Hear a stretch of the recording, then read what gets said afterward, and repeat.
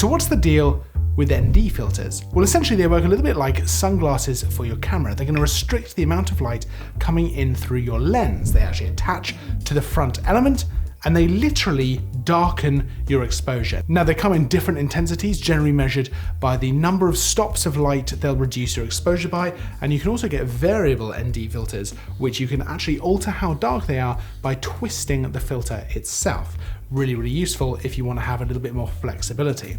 So why would you want to darken your exposure this way instead of, let's say, just adjusting things like shutter speed or aperture? Well, there's a few reasons. The first is that this allows you to use a creative look, so for example, very shallow depth of field, but in very bright conditions without having to bump that shutter speed up to something ridiculous. If you want to shoot at f1.4 in the middle of the day, this is a really easy way of doing that without having a very high shutter speed. Now, why might you not want to have a very high shutter speed? Well, if you're shooting video, typically you'll want to keep your shutter speed double your frame rate. So if you're shooting 25 frames a second, you'll want to have your shutter speed at 1/50th of a second, which means if you want to shoot a nice wide open aperture, a nice shallow depth of field, you're going to want to use one of these to darken that exposure. Of course, this is also very, very useful if you want to do long exposure photography. That's where you set the shutter speed to be something like 1, 5, 10, 30 seconds. And of course, you're going to be letting in lots and lots of light.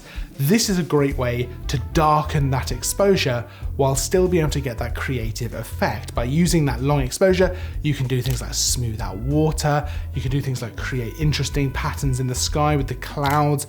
Anything that's moving is going to be smoothed out. You can even remove people from a scene. ND filters are a great tool whether you're a photographer or a videographer. I tend to use my Hoya variable ND filter for videography because I can actually adjust my exposure on the fly while still using a creative aperture. And I use a higher stop ND filter like this one, for example, to take interesting landscape photos like this, where I can smooth out that water and get a really interesting long exposure effect. You can check out a bunch of Hoya ND filters by checking out the links down in the description. Don't forget to like and subscribe, but until next time, as always, thanks for watching.